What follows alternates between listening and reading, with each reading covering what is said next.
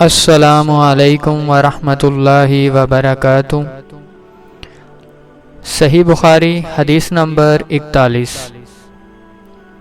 حضرت ابو سعید خدری رضی اللہ تعالیٰ عنہ سے روایت ہے کہ انہوں نے رسول اللہ صلی اللہ علیہ وآلہ وسلم کو یہ ارشاد فرماتے ہوئے سنا کہ جب ایک بندہ مسلمان ہو جائے اور اس کا اسلام عمدہ ہو، یقین و خلوص کے ساتھ ہو، تو اللہ اس کے گناہ کو جو اس نے اس اسلام لانے سے پہلے کیا معاف فرما دیتا ہے، اور اب اس کے بعد کے لیے بدلہ شروع ہو جاتا ہے۔ ایک نیکی کے عوض 10 گناہ سے لے کر 700 گناہ تک، اور ایک برائی کا اسی برائی کے مطابق بدلہ دیا جاتا ہے، مگر یہ کہ اللہ تعالیٰ اس برائی سے بھی درگزر کرے اور اسے بھی معاف فرما دے، یہ بھی اس کے لیے آسان ہے۔ حدیث نمبر 42۔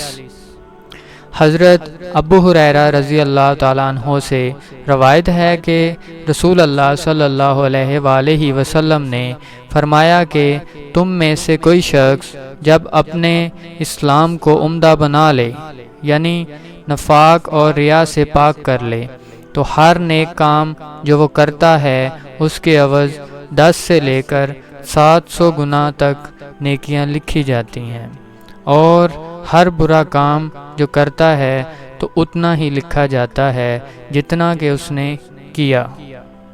حدیث نمبر 43۔ حضرت عائشہ رضی اللہ تعالیٰ عنہ سے روایت ہے کہ رسول اللہ صلی اللہ علیہ وآلہ وسلم ایک دن ان کے پاس آئے۔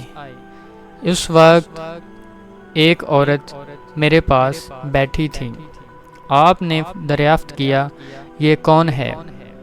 میں نے عرض کیا، فلاں عورت، اور اس کی نماز کے اشتیاق اور پابندی کا ذکر کیا۔ آپ صلی اللہ علیہ وآلہ وسلم نے فرمایا، ٹھہر جاؤ، سن لو کہ تم پر اتنا ہی عمل واجب ہے جتنے عمل کی تمہارے اندر طاقت ہے۔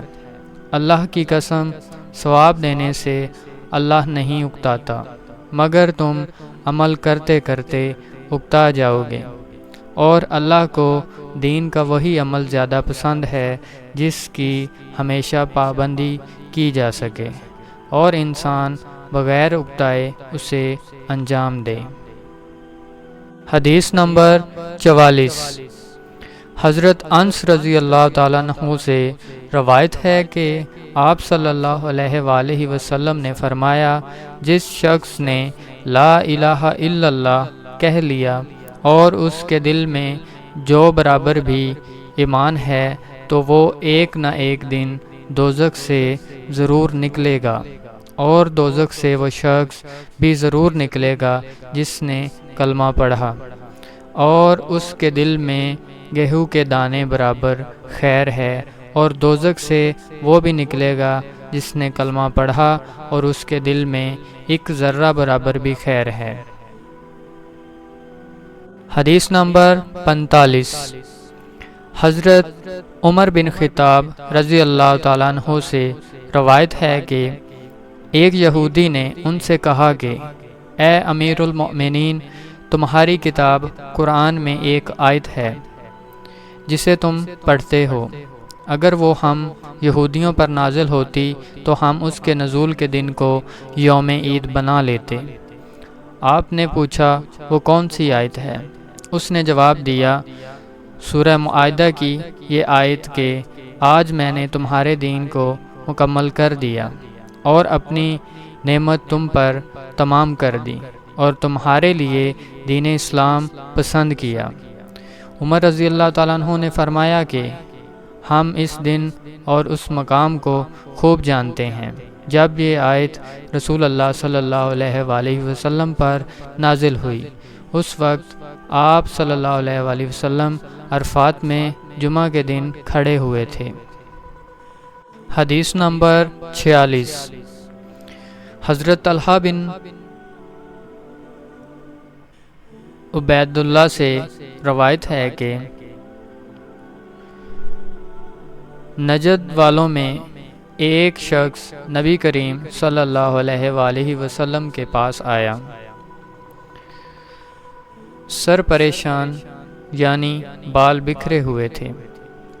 ہم اس کی آواز کی بھنبھناہٹ سنتے رہے اور ہم سمجھ نہیں پا رہے تھے کہ وہ کیا کہہ رہا ہے، یہاں تک کہ وہ نزدیک آن پہنچا۔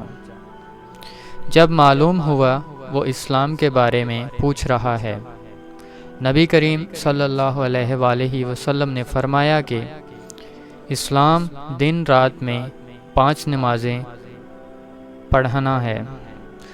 اس نے کہا، بس اس کے سوا تو اور کوئی نماز مجھ پر نہیں۔ آپ صلی اللہ علیہ وآلہ وسلم نے فرمایا، نہیں مگر تو نفل پڑھے۔ نبی کریم صلی اللہ علیہ وآلہ وسلم نے فرمایا، اور رمضان کے روزے رکھنا۔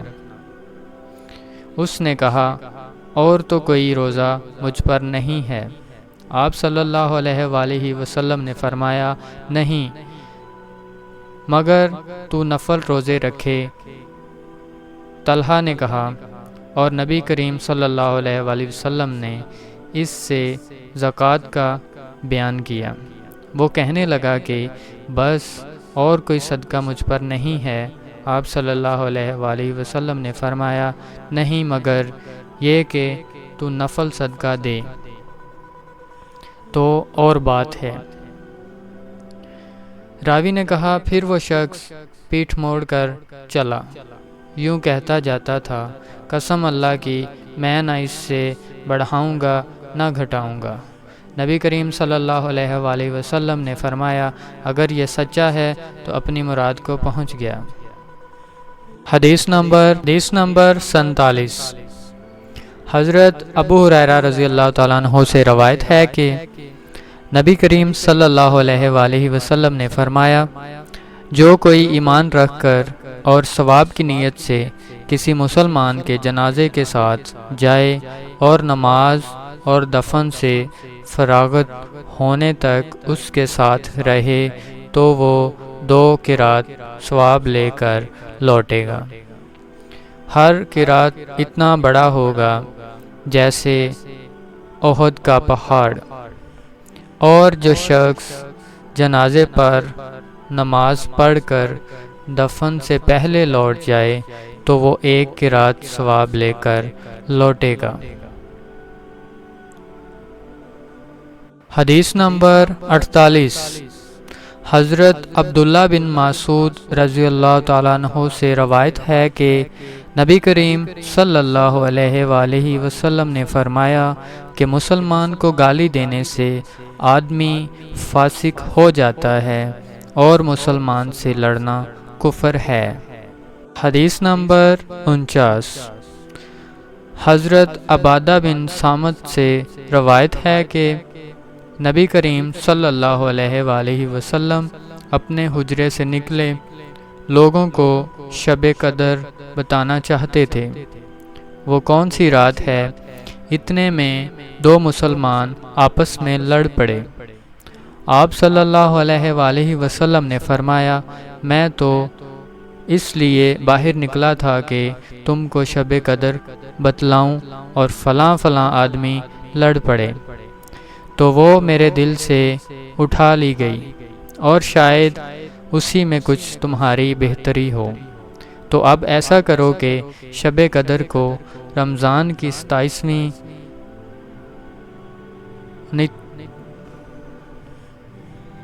شب قدر کو رمضان کی 27ویں، 29ویں، 25ویں رات میں ڈھونڈا کرو۔ حدیث نمبر 50۔ حضرت ابو ہریرہ رضی اللہ تعالیٰ عنہ سے روایت ہے کہ ایک دن نبی کریم صلی اللہ علیہ وآلہ وسلم لوگوں میں تشریف فرما تھے کہ آپ کے پاس ایک شخص آیا اور پوچھنے لگا کہ ایمان کسے کہتے ہیں؟ آپ صلی اللہ علیہ وآلہ وسلم نے فرمایا کہ ایمان یہ ہے کہ تم اللہ پاک کے وجود اور اس کی وحدانیت پر ایمان لاؤ، اور اس کے فرشتوں کے وجود پر اور اس اللہ کی ملاقات کے برحق ہونے پر اور اس کے رسولوں کے برحق ہونے پر اور مرنے کے بعد دوبارہ اٹھنے پر ایمان لاؤ۔ پھر اس نے پوچھا کہ اسلام کیا ہے؟ آپ صلی اللہ علیہ وآلہ وسلم نے پھر جواب دیا کہ اسلام یہ ہے کہ تم خالص اللہ کی عبادت کرو اور اس کے ساتھ کسی کو شریک نہ بناؤ، اور نماز قائم کرو اور زکوٰۃ فرض ادا کرو اور رمضان کے روزے رکھو۔ پھر اس نے احسان کے متعلق پوچھا۔ آپ صلی اللہ علیہ وآلہ وسلم نے فرمایا، احسان یہ ہے کہ تم اللہ کی عبادت اس طرح کرو گویا تم اسے دیکھ رہے ہو۔ اگر یہ درجہ نہ حاصل ہو تو پھر یہ تو سمجھو کہ وہ تم کو دیکھ رہا ہے۔ پھر اس نے پوچھا کہ قیامت کب آئے گی؟